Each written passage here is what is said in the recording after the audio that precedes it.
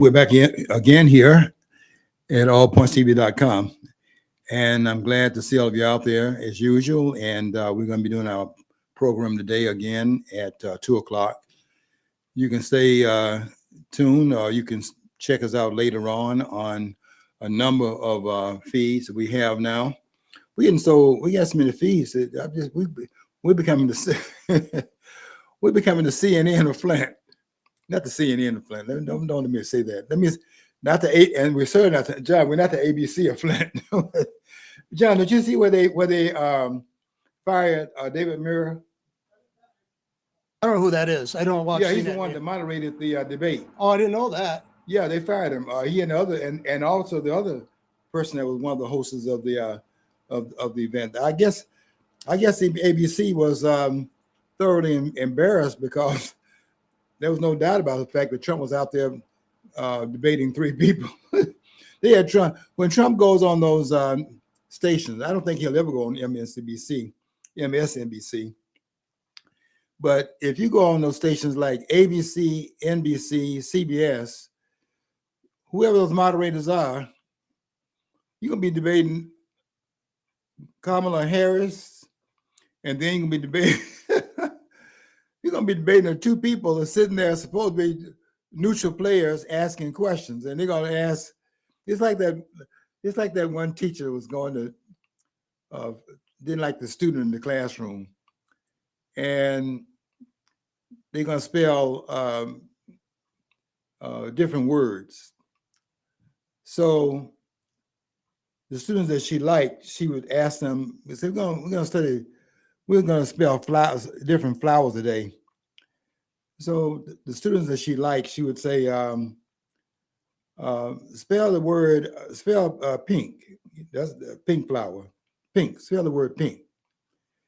And the student would say P-I-N-K.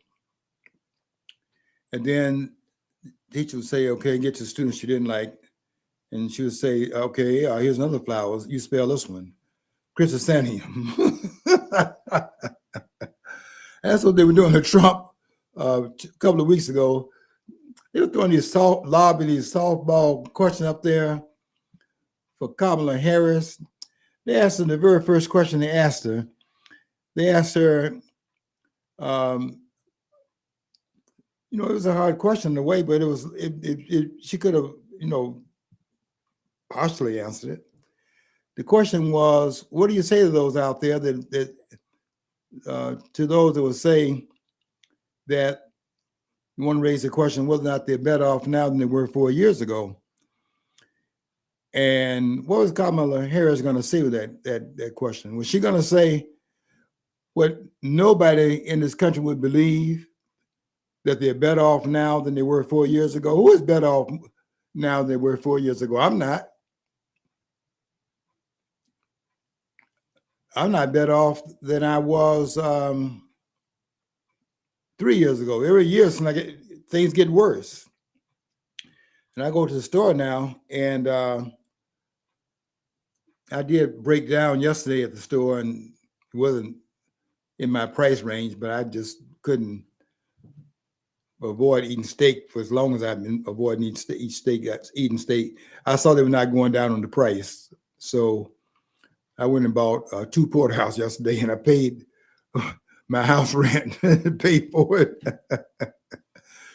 But I can't say I'm better off than I was 4 years ago, because I'm not. I'm not better off than I was last year, because every year it gets worse.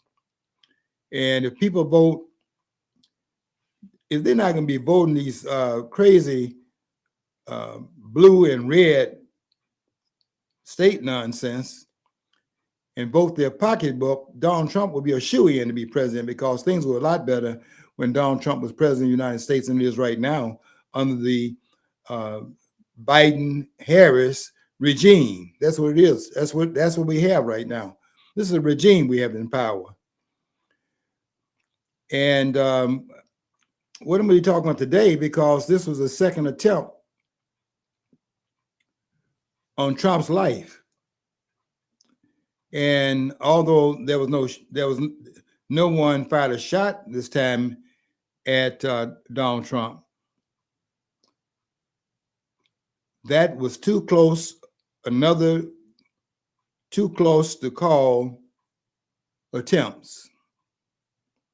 Because although the person, they tell me this person would have been, if he had, if Donald Trump had come that way, because he's down about the fifth hole, and Donald Trump was back a bit and would have eventually gotten there, that person would have been about 300 yards from where Trump would have been on that course.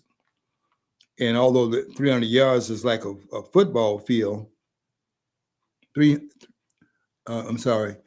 football field is, let's see, 50 yards and 50 yards, 100 yards. So it's 300.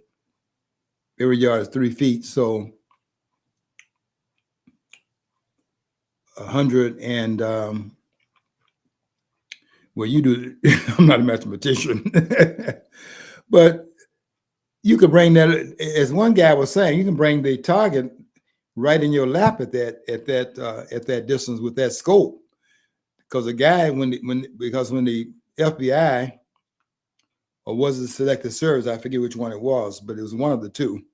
Okay, for the example here, it's 120 yards long and 53 yards wide, 53.3 yards wide, but the playing area is 100 yards long. So it's like 120 yards full overall size for the length. Yeah. So I can always depend upon John for the bring up the information. Okay, so that's the math. Don't ask me to do the math. I'm a history, constitutional, my studies are in that area, and economics. But don't start throwing no figures out here. But what they said about the assassination was that the assassination attempt was that at 300 yards, just like it was when that guy was 150 yards. That's just like, you're right there standing on the guy if you use a scope, because that scope brings that image right up to you. And they were saying that would have been a very easy shot at that distance. That was nothing. 300 yards is nothing when you have a scope. And that guy had a scope.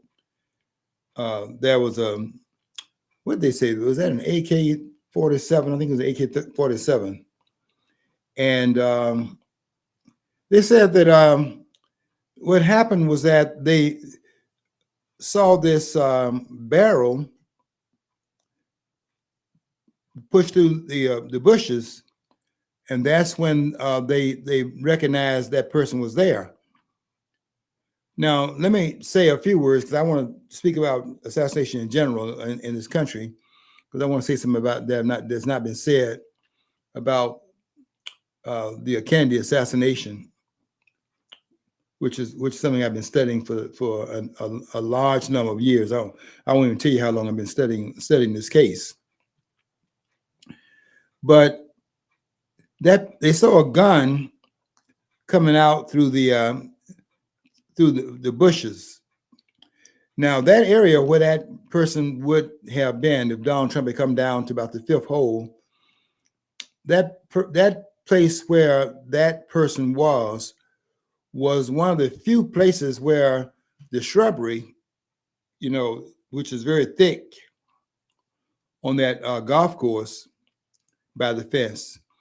I don't think you could have gone to another part of that course and had that access, which tells me that person had been scouting that course, because where that one area was where he would have been, that area was more accessible than any other area on that golf course.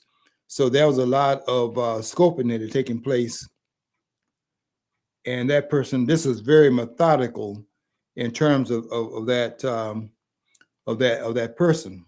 Now, that person, by the way, the one that when the protective service, whichever agency it was, began to fire in that area where this person was, he took off and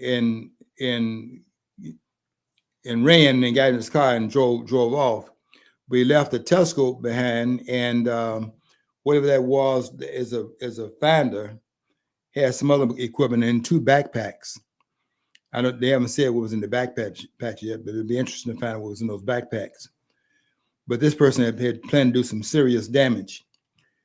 Now, the person that they caught was a person that had gone over to Ukraine. And he was going to go over there to fight on the side of the Ukrainian people against the Russians. So that tells me a lot. That guy, by the way, is on tape. They had interviewed this guy over Ukraine and asked him why he was there. I watched that interview, and he was saying he was there because, and he was saying not only was he there, he thought a lot more people should come over and fight on the Ukrainian people's side because he saw Russia's encroachment. Invasion, can I say invasion?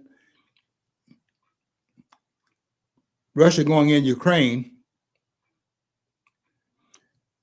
He saw it as something that was trying to rebuild the Russian Empire. And I can tell you right now, because I've been listening to the expert over there on that period of history, what's going on with Russia. I don't think you can find a better scholar about that than John Mearsheimer. This man's a scholar, and I don't think anybody in the country can match him in terms of his understanding of the politics of that region. I like him as a scholar because I think he's an honest man. Give me the scholars that are honest. And I think he's an honest man because I listen to him quite a bit. They're just kind of, I used to have students that come in my class and tell me they would listen at the university, would tell me, when we had your class, we listened to for any bias. They couldn't find any. The point is that, you call it down the line and you don't try to slant it so it favors anyone. Just teach the facts. And John Mearsheimer does that, and I have a lot of respect for him because of it. Another person that does that is Peter Sachs at Princeton University. Love him to death. This man talks about what's going on Russia and United States, and you won't see him on you won't see him on CNN, ABC, and that network alphabet soup because he's not one of those persons that's malleable like that. And most of them they put on television are people that are going to just kind of tote the line and say the words that within keeping with the foreign policy of the United States. And there's much wrong with it that people should not be in lockstep with everything that's going on. But this guy, he gone to Ukraine and he went there to fight on the side of the Ukrainian people. Didn't get a chance to fight. But what that tells me, and I already knew this, what that tells me is that unbeknownst to the American people, we have soldiers on the ground in Ukraine. It ain't just our money over there. We have American soldiers on the ground in Ukraine. And that's what they're saying when this could be a tipping point. Because you start getting these nuclear powers on different sides of an issue, and the confrontation starts at a certain rate, and then a mistake is made, and another person responds to it, and a mistake is made on that side, and before you know it, you reach the point of no return, and neither side can back down because of what it means on the international front. The world is watching, and so on and so forth, and a lot of prestige is at stake. But this guy, it was very interesting to listen to this guy talking because you got some sense of where this guy is coming from. And I wrote a post today about it. And I placed the two attempts on Trump's life where it belongs. And I'm going to tell you where it belongs. I'm not here to make any friends with the American government. I put this attempt on Trump's life at the doorsteps of the federal government. Now, I don't mean that they are, in fact, recruiting these people. They don't have to recruit them.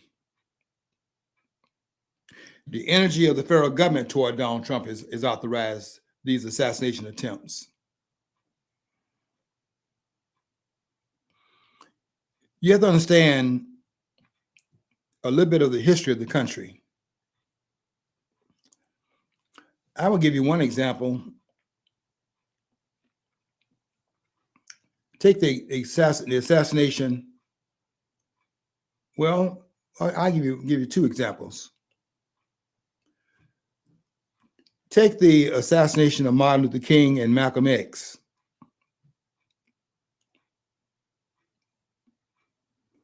Where the energies were from different places, but the energy authorized the assassination in both cases. Different energies, though.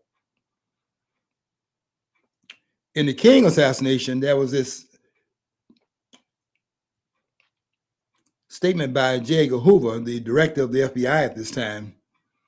You know, Hoover, who died in 1972. This was 4 years after the death of Martin Luther King in 1968. But they were wiretapping Martin Luther King's hotel rooms and even the beds he slept in, and picked up the pillow talk and things of that sort. It had a lot of things on King. And that's why Hoover came out and with his comments they were making about King, and said that King was an alley cat.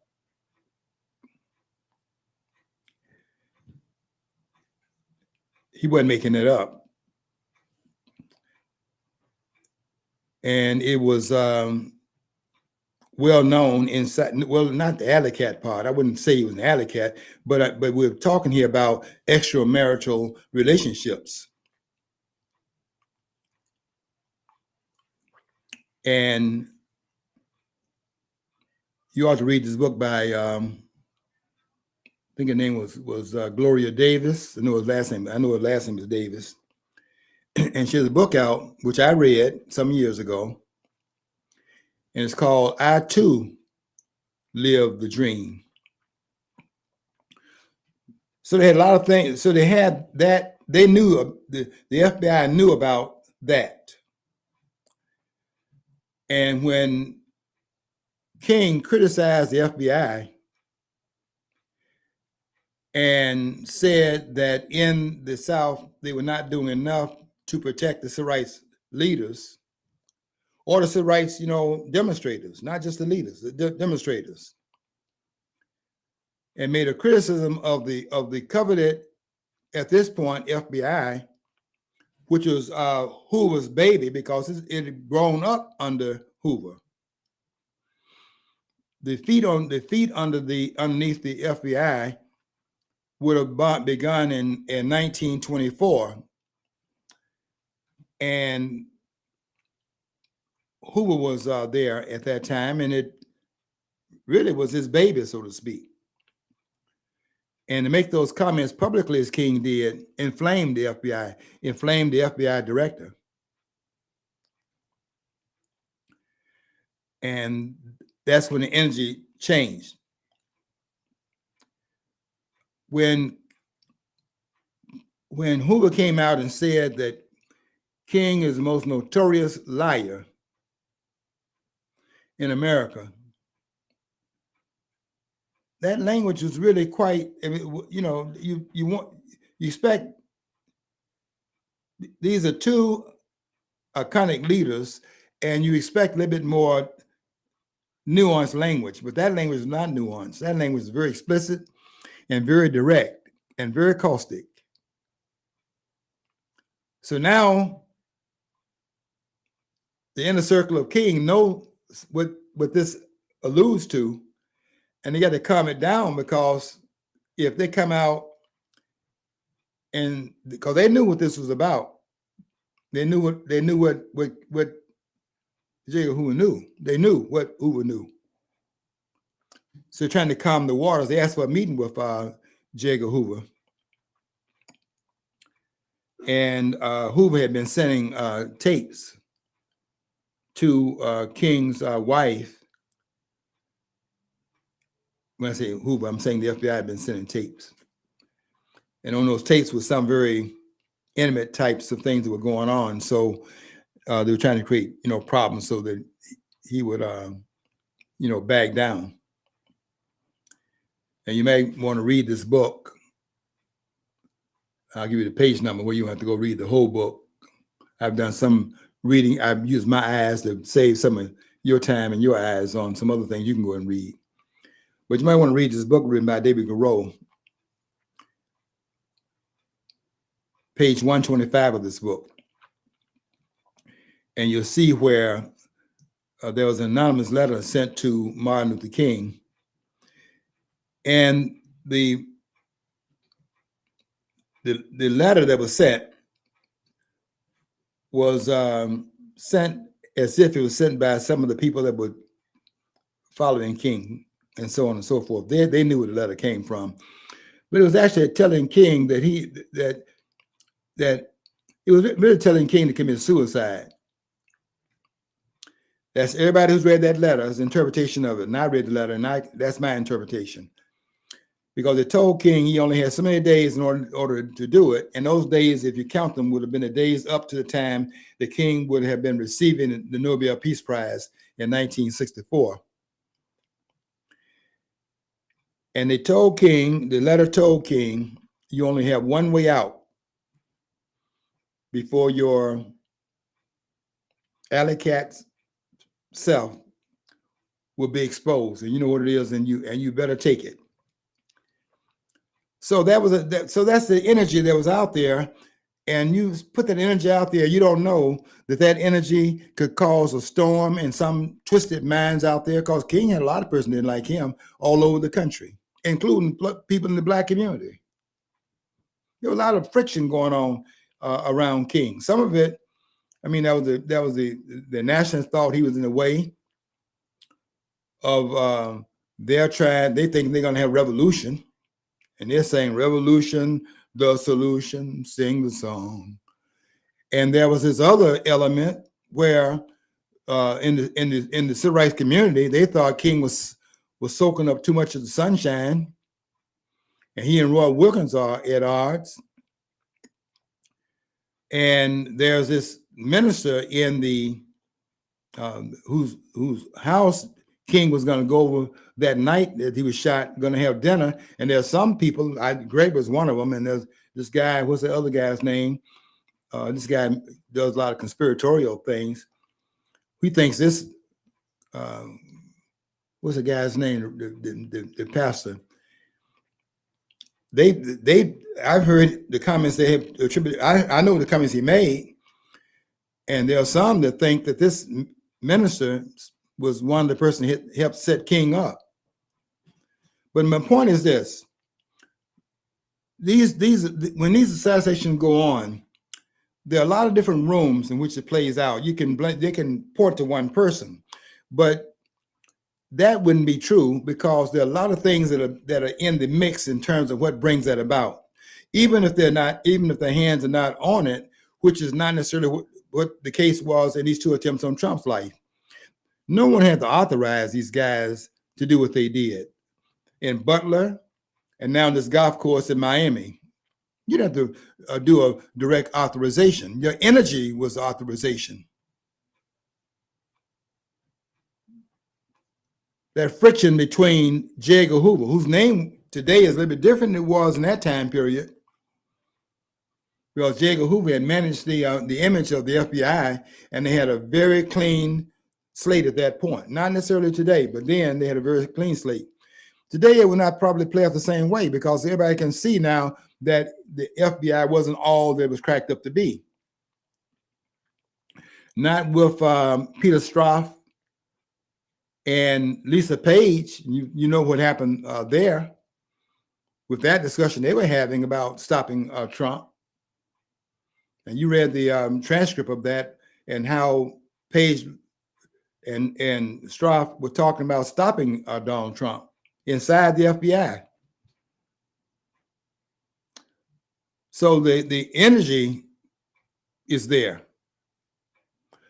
But when you have the reputation that you are the ones overlooking the security of the country, there are a lot of patriots that I'm a patriot, but I'm not going to, but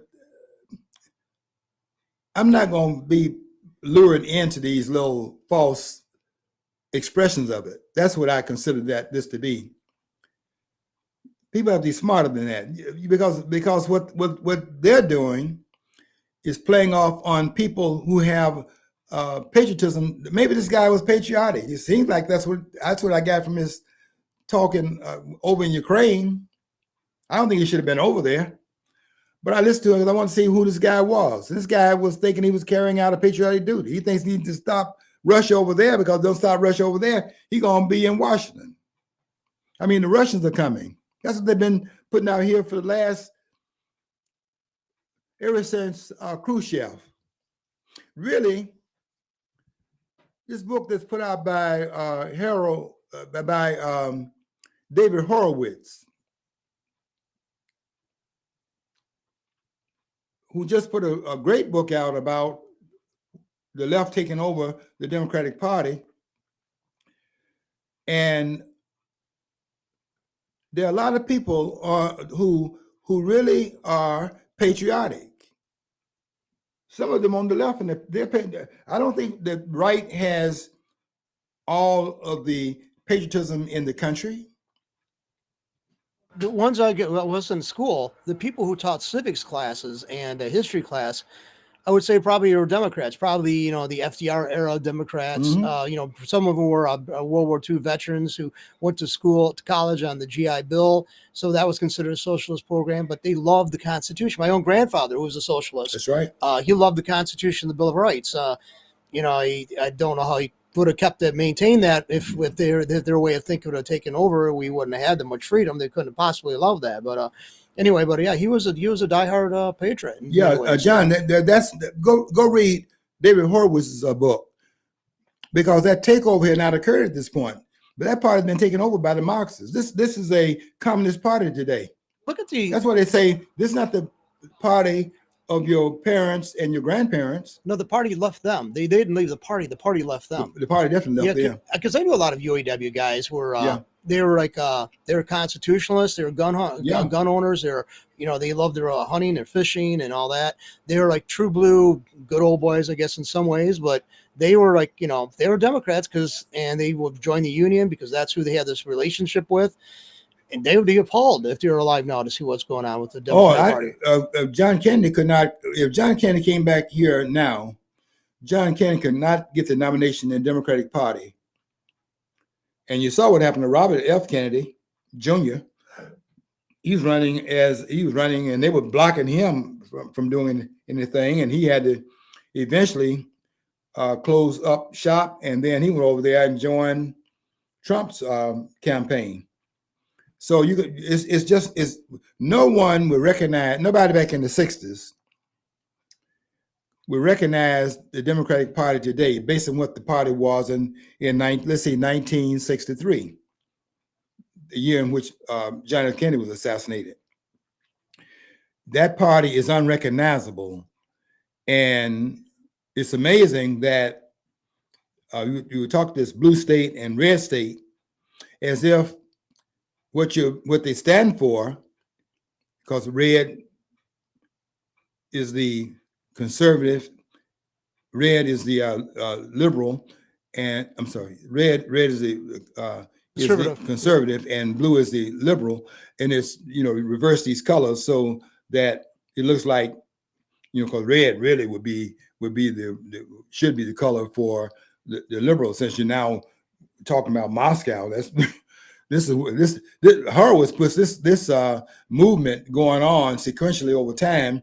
He takes it back to 1917 with the Bolshevik Revolution in Russia, and traces it. It does a great job of tracing it from that time period up to the present time period. How they finally, over time, wedging themselves into the Democratic Party, pushing and shoving and moving the pieces around, playing chess and not checkers, and finally have nudged themselves into that party where they nudged all the ones that were in there of the party of, let's say, Kennedy, for example, John F. Kennedy and Robert Kennedy, where that party doesn't exist anymore.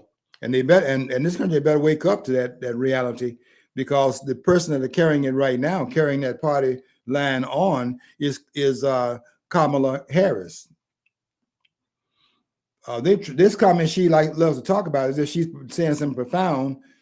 That comment about the future unburdened by the past, that's the only thing that she says that has a sounding of some substance. This woman is very light. I don't care what Willie Brown says.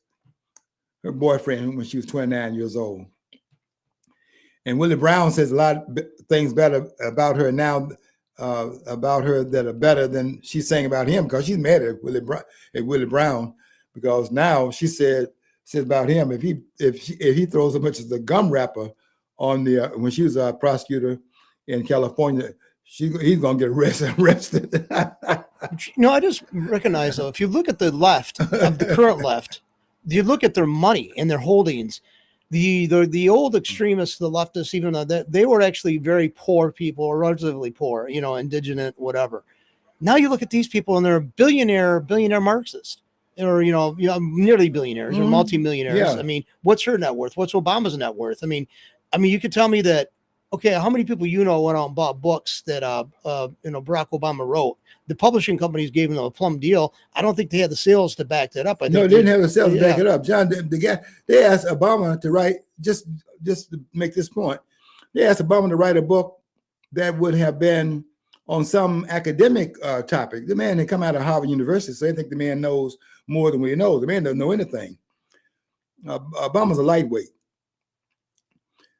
I mean, this man is, how you can go so far in this country on so little talent, and Obama's an example of that. The man has no talent and doesn't know anything. Write that down. Well, look at people like the activists in the 60s, 70s, and 80s, like Ralph Nader. Okay, he had a well-established family, but I guess by all means he wears clothing that's quite a bit old. He's a spendthrift. He doesn't, he's not extravagant lifestyle. He doesn't own mansions all over the world and all over the place. And you don't hear about him flying and being seen everywhere. Never did, from my understanding. So the left has definitely drastically changed. They're more well-heeled and more decadent than the people who they're going against and trying to tax to get out of existence. Yeah, John, you can't recognize, it's not this. It's the Democratic Party is a different party. All those persons that ran as Democrats back in the day, Roosevelt was a radical, but he wasn't radical like they are radical today. The New Deal was radical. Go read Folsom's book.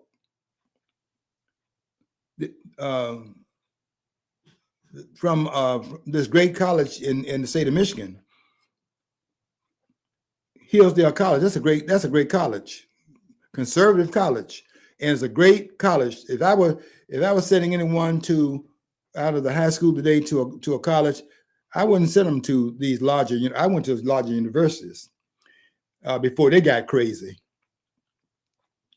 I couldn't detect all this bias that I'm looking at right now on these colleges. I've been to all of the major ones, walked right through them, but I didn't detect the kind of socialist bias that they stand for today. A lot has changed from that time period. This party could not be recognized by any of those persons that were running, and Roosevelt, who ran as Democrat in 1932 for president, could have been governor before that of New York, but running in 32 as a Democrat, I consider Roosevelt to have been a radical. but not radical along these lines because um, I don't. This is something very different here. Although his leanings were in this direction, I don't think he could have gone.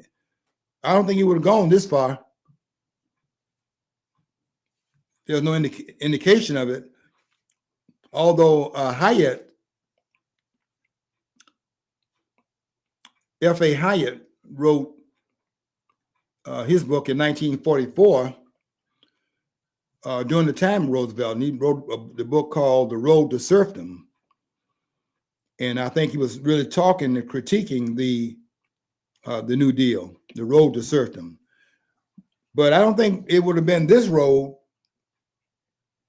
we on right now. This is really, if Hyatt wrote this book in 44, I don't think he was envisioning this. Woods got a book, by the way, is updated that. The great Thomas Woods, his book is called Back on the Road to Serfdom. Yeah, we back on that road, but we back on it now and elevated, height. This is that one of those over the lower expressway. It's going over that expressway to the speed highways. The ones that got those turns and all that where you're zooming down down those streets. We on that highway now. That's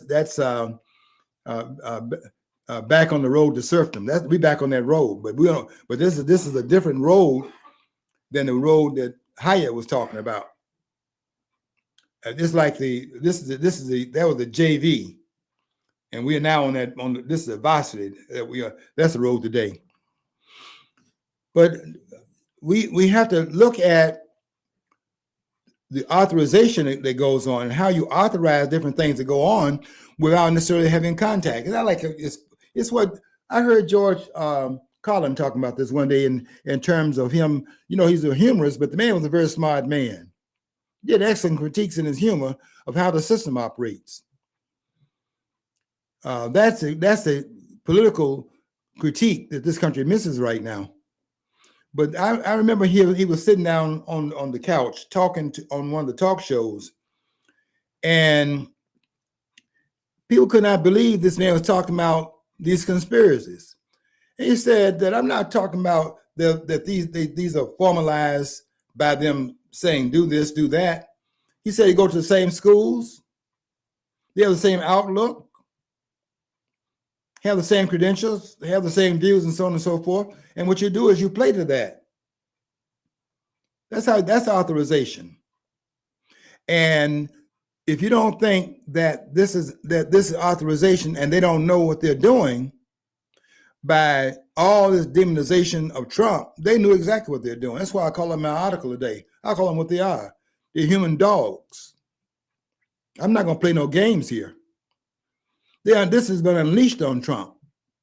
You tell people that a man is a threat to the country. He's a threat to democracy, as if they're not the threat to democracy. And there are people that want to do right by the country who are being set off and being used like that.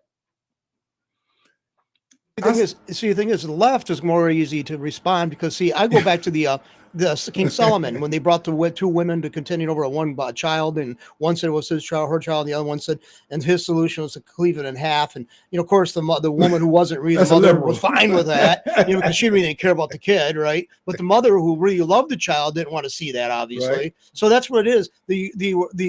The conservatives are only going to go so far because they don't want to see the country splintered off. That's right. Whereas the left, they love revolution. They love change. Yeah, John, you're making a point.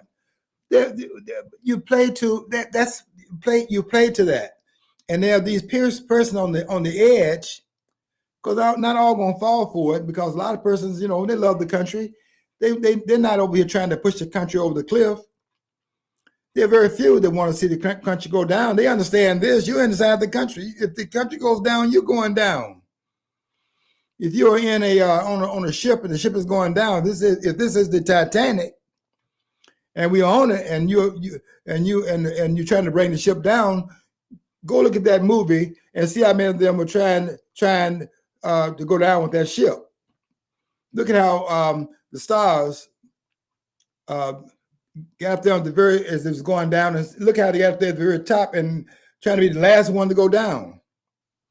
Because the ship was sinking, but it finally tilted this way, and they got up to the very top and went down. Jack was that guy that played Jack in the movie. They went up there went down at the very end. They ended up in the water and everything. But nobody wants to see the country go down if you're in the country, because how does the country go down and you don't go down with it? You have to be suicidal. And more person are not, but in the main, suicidal. They're not imagining that the country can go down, and they're going down. Now they are in the country trying to bring the country down, but they actually think they can survive this. There are people that are even talking about they think they can fight a nuclear war and just break the nuclear weapons down to a point where they're not quite lethal, and they can come out on top in the war. They just hide out in these bunkers long enough for the radioactivity to die down, and then come out and then live without Russia, North Korea, and China. Well, didn't Reagan though said something about a winnable nuclear war? I mean, I was like, well, okay, even if there's some, what cost? I mean, yeah, you could survive it. I don't know if it's considered a win. You can survive it, They better not go there, because this is, look, these weapons we have right now, the world does not survive these weapons. The world doesn't. You don't have to fight in this war here for the world to go down, because we're not even talking about the TNT of Hiroshima and Nagasaki. Those bombs were dropped on August the 6th, 1945, and August the 9th, 1945. You see the devastation they brought. We're not talking about that today. Those weapons are much more poignant in terms of their capacity to destroy. We have the power right now. We have the nuclear weapons. They can wipe people and plants and animals off the earth. That's the kind of capability we have. And these people are nuts that are playing around with that. And we better be very careful about who put into power here, because Donald Trump is trying to warn this country, and he's right about the warning. You saw, I'm a little off my subject, but you saw where Cheney, who was a warmonger under George W. Bush. Cheney was the vice president. And it was just one war after another, because he had this group is making money off this war, off these wars. That's why this country was not at peace. Making all these stories about they have weapons of mass destruction. What is a weapon of mass destruction? Any weapon you have is a weapon of mass destruction. If you are firing it, now how massive the destruction will be if you're shooting at me, that's massive if I get shot. But I'm talking about they want to act like they can create these terms and then scare everybody and then get away with what they're doing by saying that Saddam Hussein had weapons of mass destruction. Well, you got weapons of mass destruction too, and so do they have it in Russia and so on. If Trump, and I'm a supporter of Trump until the cows come home. He'll be here tomorrow, by the way, and I'll be right there. Hopefully I'll be able to sit on the stage. And after they see me on stage on TV and my neighbors see it, I know ain't nobody gonna be speaking to me in that neighborhood that I live in. But somebody told me they're gonna work out a deal for me to sit on the stage. And if they do that, I'll be right up there and I'll be up there cheering with the rest of them. And if no neighbors speak to me, that's just too bad. And I'm not, and I love you too. Are you gonna wear your shirt?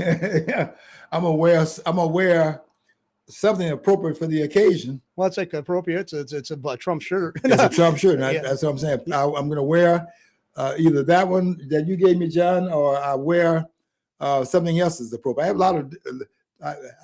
a lot of things that's appropriate for the occasion.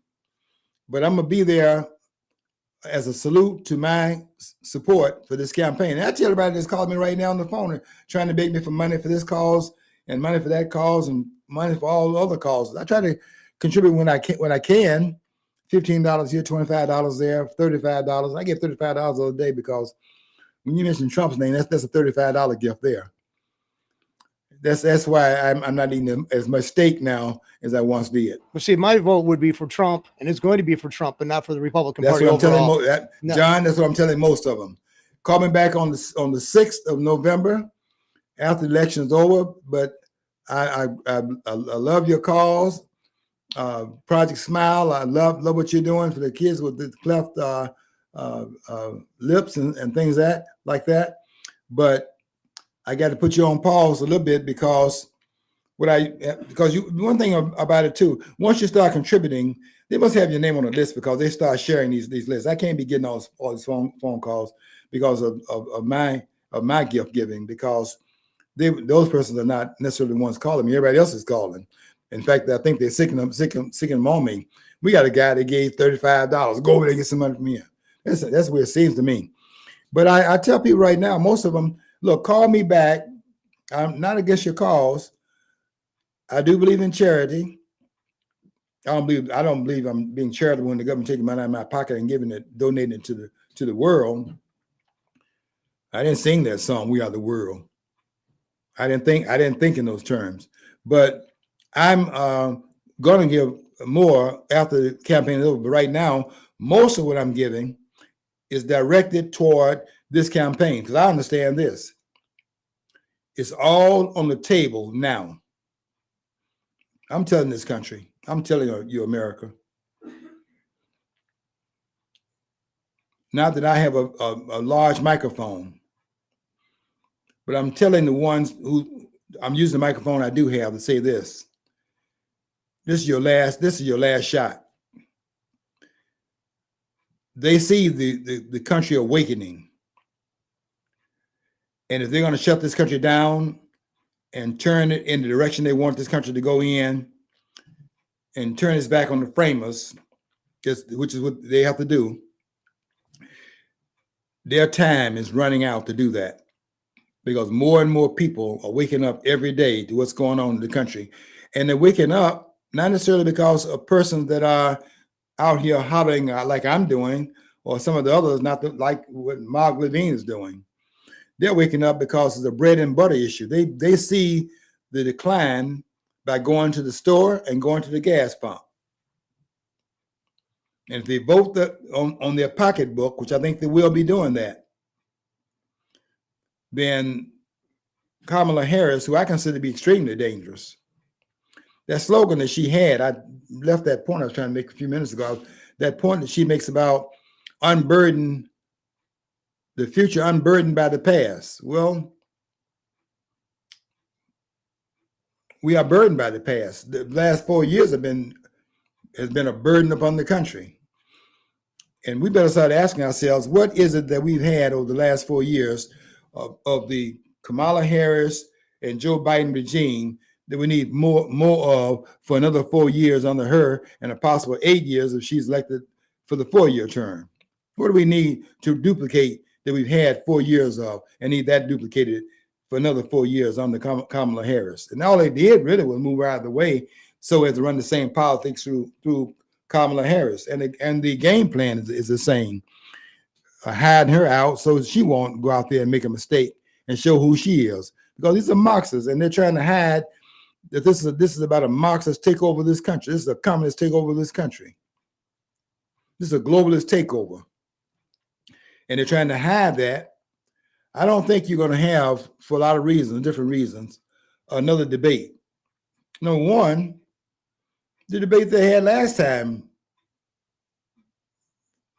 was uneven. And people want to go into those kind of debates. Kamala Harris is not going to go on Fox and debate anything. And Donald Trump would be desperate. And I don't think he has to be desperate. I think a lot of things going on here. I think that Donald Trump is right. Those polls are not indicating that Kamala Harris is killing it out there. You see an example of anything she said that's bold about? Have you been bowled over by anything she said? What did she say, as they were saying, what a great job she did in the debate that she had with Donald Trump 2 weeks ago? What did you hear coming out of Kamala's mouth? Every time she had asked her a question, she started talking about her childhood. There were no points this woman made. They were going to try to act like she just killed it. Oh, she just beat him down. And Donald Trump didn't do anything in the debate.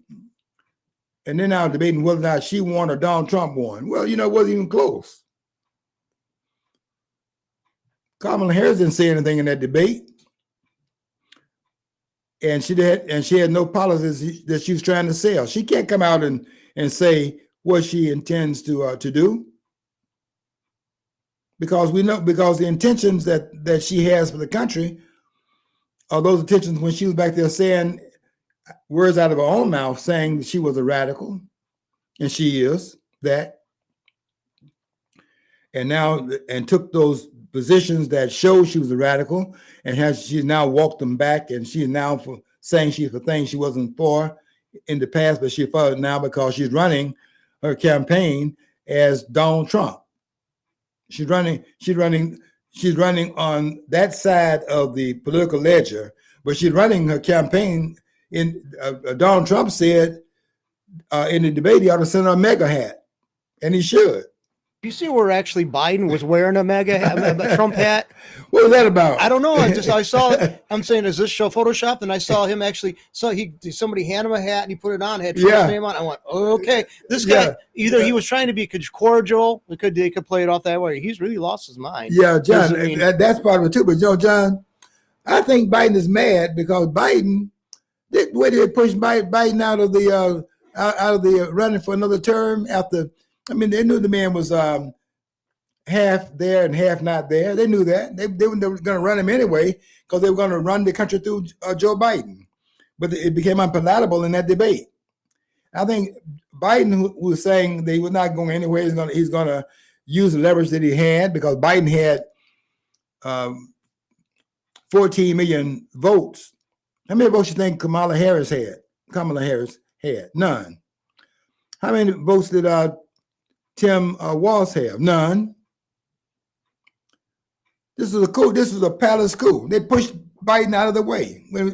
He's a dish rag. Once they use you, they push you out of the way. They just throw you to the side, throw you under the bus. You don't have any. These people don't have any heart, any favor for people, any loyalty. It's not about loyalty. They were talking about Biden is great. Biden is so wonderful. He's so great in private. You ought to see the man. He's knocking out of the park. He's a very smart man. He should be on Mount Rushmore. Really, Nancy Pelosi, you don't go there. Please don't say that. But you're talking about he's much Mount Rushmore like. They don't have no respect for the country. John, they're gonna say Biden belongs on Mount Rushmore. Well, look, the three up there with Washington don't belong up there. None of them. All three. Don't take them down. Look, don't take them down. We're not into that pulling down statues here. But the only one belong on Mount Rushmore. Trump is running for 40. He was 45 and now running for 47. Okay, we've had 46 different presidents in that 47. If he becomes 47, we've had 46. Well, really, it'll be 45 because Trump is running a second time, and then we had Grover Cleveland that ran two times, 84 and 92. Cleveland was elected in 84, and then Benjamin Harrison came in 88. Won in 88, came in, and of course he served. He would have been 89 in the presidency. And then Grover Cleveland, who had predicted he would be back, because Cleveland leaving out, saw the tea leaves. He kind of knew also what Harrison was about, and said he would be back in the presidency, and he was back because after they elected Harrison in 88, then Grover Cleveland came back in 92 and won again. And that was he had actually predicted that would be the case. So let's see. We had if Trump gets in there as 47, then we've had 45 out of the 47. We will have 45 different presidents, because Grover Cleveland and then Donald Trump, hopefully, knock on wood here, knock on wood, knock on wood here, and it would be 45 different presidents. Well, I have to tell you something. They have already determined the outcome of the election. And that's why you hear all this rah-rah, how great the poll numbers are. And what Donald Trump is saying, I know that it may sound like he is, in fact, they're saying he just refused to recognize what the polls are. What Donald Trump is saying, that he doesn't believe those polls. And I don't believe those polls either. Because if those polls were accurate, we'd have some signs of what we didn't see in the last election in 2020. If those polls are indicating that Biden is doing so well, we should have seen some evidence of it in terms of the popular support this man was getting during the campaign. The man couldn't pull anybody into a crowd. And don't think that those crowds are there for Kamala Harris. They're doing a number of things here, which is why I know the fix is in on this election. And we got to be very vigilant. What they do with Donald Trump, because Kamala Harris was trying to plant this idea, they're walking out of Donald Trump's rallies. I've been to those rallies, by the way.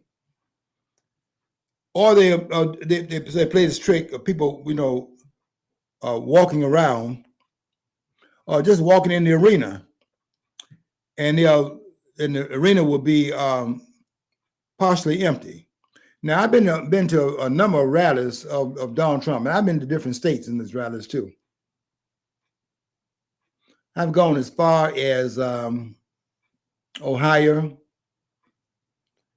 and have I been to Indiana? I think I went to Indiana one time. And everywhere I've been, when I went to Grand Rapids. This is before Trump was elected. He came to Grand Rapids, I think twice, and he plays well. That's a stronghold in the state, and hopefully they'll be coming over here, because this is not a strong. This where I'm living is not a Republican Party stronghold. But John was just telling me before on the air that there are going to be people coming, of course, from all over the state that'll be there. So it's going to be packed tomorrow. But what they do, though, they run these games where they show people walking around, and they do it different. You don't know the timing in which this occurs. They don't put a clock up there showing you that this is before Trump started to speak, or they don't show them walking out while Trump is speaking. They're talking about people walking out. Yeah, maybe they're going out to get some refreshment out, a lot of reasons, but they don't show. They show the room empty, half empty, because that's before the rally starts. When Trump is speaking, there's nobody walking out. There are people that will leave if the meeting goes on longer than people trying to get home. People driving long distance. It takes me 3 hours to get home. So that it may be some of that. But I tell you this, everywhere I've been when Trump was speaking, Trump has had a full house with no seats. And I know they're playing games, because a couple of times Trump had to say this. He says, while he's speaking, he said, there are people outside that would love to come in, and there's some seats available. They won't let them come in. They want to show the vacant seats so they can point to it as if the man doesn't have this support. The man has tremendous support. But the mere fact that they're downplaying the support tells me something. It should tell you something too. What it tells me is that the fix is in. You're going to try to fix this election, because they are doing a number of things to stop this man, because they know what time it is if he gets back in there, where he knows where all the skeletons are and also where all the body bags are. and they cannot allow Trump to get in there without a fight. And that's what they're doing right now. They're fighting, and they're authorizing these assassination attempts. I wrote about that in my post today. I said what I said, but understand what I'm saying. They're not sitting here calling about it on the phone. That's not the way it goes. Their energy has authorized it. The energy toward Trump has authorized these attempts. And I was going to give an example of the same thing happening with Malcolm X. Let me just mention that case. That's a very interesting case. Because the authorization, because the Malcolm X was assassinated by members of the Black Muslim movement. I'm not here to pull no punches now. Now, there are a lot of different elements to it. One element, by the way, was nobody recognized those men that were on duty the day of the assassination of Malcolm X on the 21st of February, 1965. Nobody recognized those men that were on that post. Why? Because his bodyguards had been locked up because they claimed there were people trying to blow up the Statue of Liberty, and they claimed that the people that were doing that, the ones that were arrested and put in jail, were person that would have been on Malcolm X's security team that day. Now, one of the person that was there, Gene Roberts was his name. Gene Roberts was working for Bossy. So one of the bodyguards, he wasn't involved in the sabotage of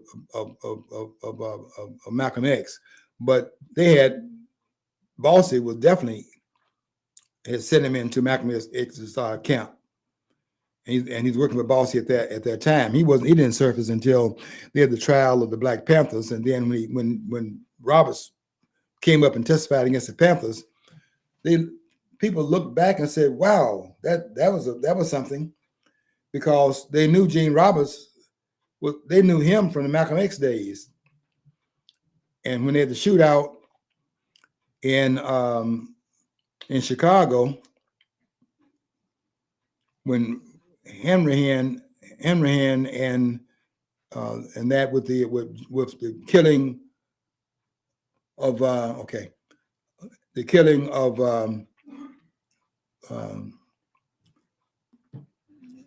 who's that guy? The Panthers party name member over there. One of those members that was in Chicago at that time is now the representative in Congress, because it went different ways, scattered when it's occurred. But these assassination attempts is what I'm saying about how you set it up.